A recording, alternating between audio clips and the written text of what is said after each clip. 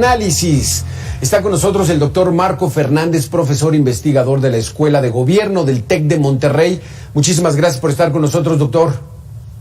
Hola, muy buenas tardes, muchas gracias por la invitación, Alberto. Y Alma Maldonado, investigadora del Departamento de Investigaciones Educativas del CIMBESTAP. Muchísimas gracias por estar con nosotros, Alma. Muy buena tarde, Marco. Hola, Alberto. Sí, muchísimas gracias. Primero las damas, si me permites, doctor Marco Fernández.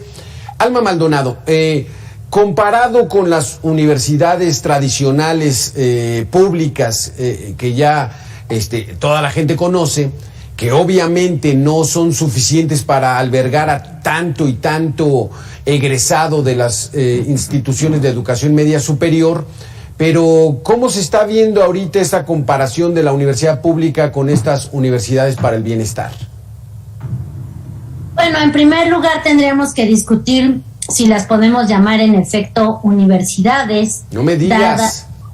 Dada la cantidad, la falta de información con la que contamos sobre su planta académica, los programas que ofrecen, las instalaciones, como ya vimos en el reportaje, ha habido mucha controversia y mucha opacidad, sobre todo, para saber dónde están ubicadas, cuántos estudiantes tienen, cómo ha sido el avance en los distintos programas que ofrecen.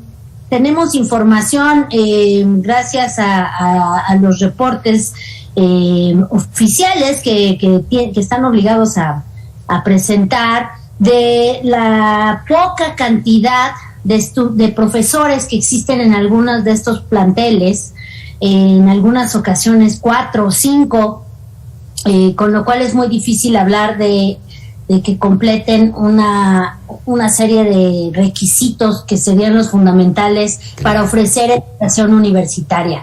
Creo que lo que sobre todo tenemos aquí es muchas dudas sobre cómo está funcionando, y una vez que tuviéramos la información, entonces tendríamos que estar revisando cuál ha sido el avance del proyecto, cuáles han sido los resultados hasta el momento, porque además también tendríamos que recordar que estas instituciones nacen, en algunas ocasiones ya existían estas universidades que estaban vinculadas con el partido Morena y que ofrecían carreras distintas y que fueron absorbidas por el programa. Es la primera vez que universidades públicas, digamos, absorben instituciones que ya habían sido creadas, en este caso por un partido político. Es el caso de instituciones en Ciudad de México, también en Oaxaca, por lo que, insisto, nos deja demasiadas dudas sobre cuál es la relación del programa y si efectivamente está atendiendo lo que aquí nos interesa, que estaríamos de acuerdo todos, que interesa dar servicio y ofrecer la mejor calidad educativa a las poblaciones que han tenido muchos problemas para acceder a la educación superior. A la educación superior. Doctor Marco Fernández, sí es, como dice la profesora Alma, muy complicado conseguir información de estas universidades para el bienestar. Benito Juárez García, ¿cuál es tu caso? ¿Cuál es tu evaluación a 3 años ya de implementado este programa? Me parece que hay varios puntos para complementar lo que ya Alma ha mencionado. Por un lado, se supone que tenemos 144 planteles de las universidades, unas con instalaciones sumamente precarias como las que se mostraron en el reportaje. Tenemos un problema serio incluso en la contradicción de las cifras de cuántos son los estudiantes que han sido atendidos por estas universidades. Simplemente cuando el Coneval hizo la primera evaluación de gabinete en 2020 de cómo iba avanzando el programa, por un lado la presidencia estaba informando que se estaba atendiendo a 45,000 estudiantes y el propio organismo de administración de las universidades decía que solamente eran 14,000. Cuando se hizo la búsqueda de la información para ver si los diagnósticos para la pertinencia de definir qué carreras se iban a dar de acuerdo a la localidad donde se ubicaban los planteles, pues otra vez el organismo no pudo dar cuenta de los diagnósticos. Cuando uno observa que el problema, ya decía Alma, de los docentes, no solamente es que sea un número reducido, sino que incluso, por un lado, hay un grupo de ellos que el año pasado protestó por haber sido despedidos de manera injustificada, otros no recibieron sus salarios, otro grupo entró, y fue de los reportes que se dio de manera negativa sobre el otro programa social del gobierno, Jóvenes Construyendo el Futuro, en donde mandaban a algunos jóvenes a ser docentes de estas universidades sin siquiera tener la formación o la capacitación para hacerlo. Entonces sí tenemos un problema serio de operación, en donde uno pensaría, dado que a nivel del país solo 2 de cada 10 jóvenes llega a la universidad, que ampliar los espacios educativos de educación superior tiene un propósito loable. Más de que en 2019 se reformó la Constitución, se puso que era derecho para todo joven que quisiera estudiar la universidad hacerlo, pero cuando se manda este programa, no solo no bastan las buenas intenciones, sino que se tendría que hacer de manera adecuada, de manera transparente, de manera que no se esté tomando el pelo a estos jóvenes que quieren prepararse, para que sí reciban una preparación tanto de conocimientos como de habilidades, terminen sus estudios y puedan integrarse exitosamente a los mercados laborales, ya sea en sus comunidades o si desean migrar. Sí. Pero nada de eso, lamentablemente, apunta a que está produciendo el programa. Alma, realmente la intención de invertir recursos del erario para la educación superior de los estudiantes mexicanos, pues esa es una de las grandes soluciones que está pidiendo y exigiendo la sociedad mexicana. Estos programas, estas universidades del bienestar, ¿son esa inversión que requiere el país? Sí, desde luego, Alberto. Creo que todos coincidimos en que en la medida en que un país invierte en educación, le va a ir mejor en todos los aspectos posibles, y eso desde luego incluye la educación superior. Lo que estamos viendo aquí, como bien lo señala Marco, es que tenemos presupuestos insuficientes y tenemos por otro lado una narrativa donde se resalta la importancia de la educación superior. De hecho, hoy constitucionalmente tendría que ser gratuita toda la educación superior. Pero ahora, a la hora de ver el dinero, a la hora de ver los recursos, no están ahí, porque es muy fácil solamente declarar la gratuidad de la educación superior, pero no garantizar todos los recursos que eso implicaría, porque muchas de las instituciones públicas tienen que cobrar servicios porque no les alcanza los recursos que reciben por parte de la federación o de los estados. Entonces ahí tenemos un primer problema de contradicción completa. Por otro lado, quiero decir además que no hay en ninguna parte del mundo que tengamos registradas la intención de crear 144 o 145 instituciones de un solo golpe y tan rápidamente. No hay un antecedente, Alma, no hay un antecedente de un gobierno, por más avesado, arriesgado, que diga voy a crear 145 universidades. No existe ese antecedente. No existe. No lo vimos ni con Hugo Chávez en Venezuela, ni lo vimos con Cristina Kirchner en Argentina, que sí impulsaron el crecimiento de instituciones, pero nunca vimos este intento.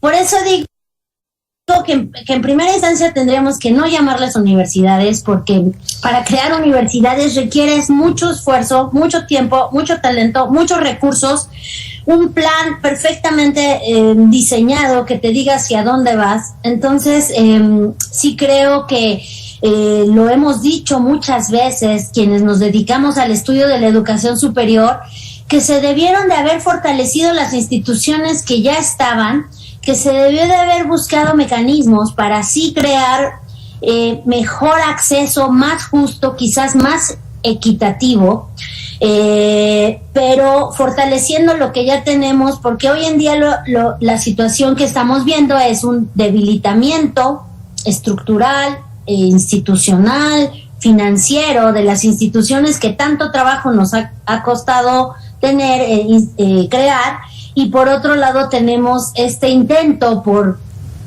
desarrollar 144 universidades que tampoco van a responder a lo que la gente está buscando, que es una educación que les permita un desarrollo profesional, humano, por supuesto, y para un desempeño laboral a futuro. Exacto. Sabemos, Marco, cuánto es el dinero que se les destina a estas 144 universidades para construirlas, echarlas a andar y mantenerlas.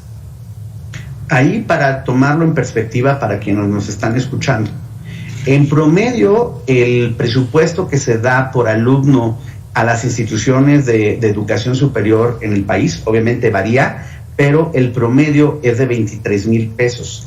En el caso de las universidades del bienestar Benito Juárez, es incluso mayor. O sea, el gasto que se produce por alumno es de 26,000 pesos.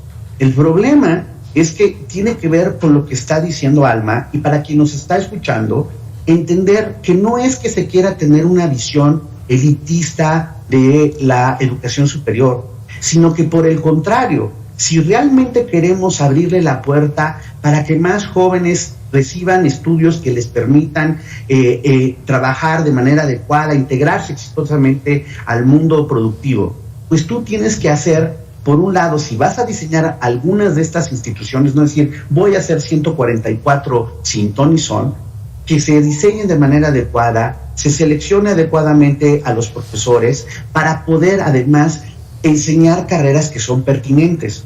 De lo contrario, lo que termina pasando es esta dualidad.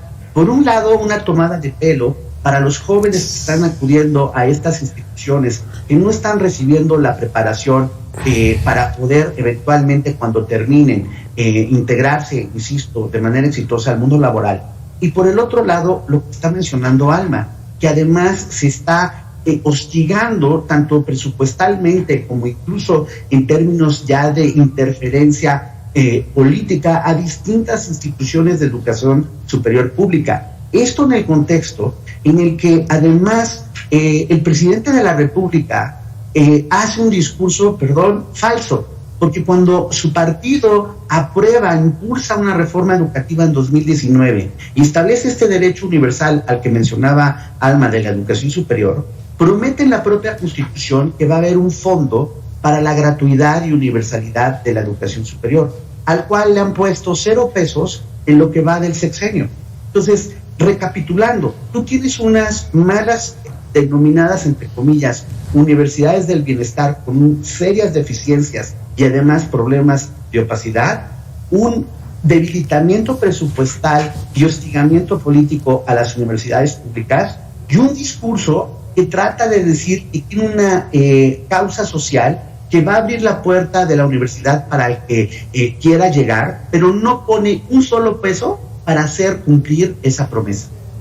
Válgame, es que bajo estos argumentos, si esto no fuera trágico, sería cómico, Alma. Si no les llamamos universidades, ¿cómo les podrías llamar? Sí, yo diría que son unos programas de extensión universitaria, es decir, donde uno podría obtener cursos, quizás algún tipo de especialización, pero bueno, la palabra universidad viene de universalidad, quiere decir que en una institución está la más amplia gama de conocimientos posibles. Sí. Aquí estamos hablando de universidades, como ellos les llaman, que tienen 1 o 2 programas nada más, y es todo lo que van a ofrecer. Y además, repito, no sabemos qué ha pasado con los estudiantes o las estudiantes que ingresaron ya en ellas, y qué ha sucedido en términos del abandono, del seguimiento, de su desarrollo académico. Desconocemos por completo. La verdad es que El programa empezó mal, y lo decía, y se sabe, y se dijo en su momento, tomando un organismo internacional como el CREFAL, para de ahí coordinar un programa de gobierno mexicano. Desde ahí empieza mal, y creo que así hemos seguido, ¿no? Por no decir, y ojo con esto, no lo hemos mencionado aquí, pero creo que es muy importante, ya ha habido muchas expresiones del personal docente quejándose de las condiciones de contratación, porque se habla de precariedad, y por ahí un día el presidente criticaba al Tecnológico de Monterrey por el tipo de contratación, cuando en sus universidades la precariedad ha sido denunciada, no tienen derechos, los sueldos son muy bajos, no hay ninguna perspectiva de desarrollo profesional para alguien que se quiera dedicar como docente en estas instituciones. Es una vergüenza que a esto se le llame universidades y que siga este proyecto con tal opacidad. Híjole, pues sí, es una vergüenza, como dices, Alma. Pues muy interesante este concepto, porque bueno, la gente que estamos allegada a las zonas urbanas, poco conocemos, porque estas se supone que están dirigidas a estudiantes que están alejados de las universidades públicas, pero vaya situación. Vamos a seguir analizando pero este tema. Nada más, perdón, sí, Alberto, nada más respecto a ese punto. Incluso cuando uno ve dónde están localizadas, el criterio supuesto de marginación, sí, o que iba a ser en comunidades entre 15,000 y 45,000 estudiantes, menos de la tercera parte de estas 144 universidades, entre comillas, cumplen con los criterios que el propio programa prometió iba a ser para atender a las poblaciones más marginadas y apartadas de los centros urbanos. Entonces, ni siquiera es eso de que esa promesa que se dijo que iba a tener el programa se haya cumplido. No, ya no sigan, Marco ni Alma, porque nos vamos a deprimir esta tarde. No, ya hablando en serio, si esto no fuera una tragedia, sería una comicidad. Pero, en fin, así estamos. Nunca en ningún país ni en ningún momento histórico se habían ofrecido este número de universidades, y las están haciendo nada más por cumplir el discurso. Muchísimas gracias, Alma Maldonado y Marco Fernández, por haber estado con nosotros. Gracias, buenas tardes. Gracias. Ahí está.